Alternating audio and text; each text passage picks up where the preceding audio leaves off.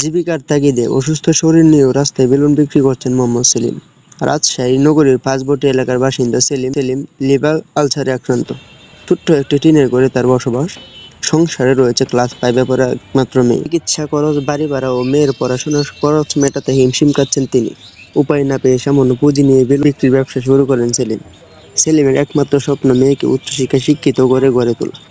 কিন্তু চরম অর্থভার ও অসুস্থতার কারণে সেই স্বপ্ন বাস্তবায়ন করা কঠিন হয়ে পড়ছে তার পক্ষে। 500 টাকা ব্যবসা করি। এই বেলুন বেচে আমার সংসার চালাই। আমার একটা মেয়ে আছে, 11-12 বছর বয়স।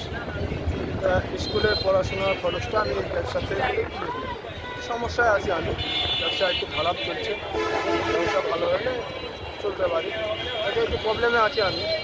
ব্যবসা নাই, তার মধ্যে অসুস্থ, অপারেশন করিয়েছি, আরেকটা অপারেশন আমার বাকি আছে, টাকার দরকার, পারিবারিক কিছু সমস্যা আমার, যেমন আমি এই ব্যবসাটা করি। সারাদিন কেমন বেলুন বিক্রি হয়? 400-500 টাকা ব্যবসা করি।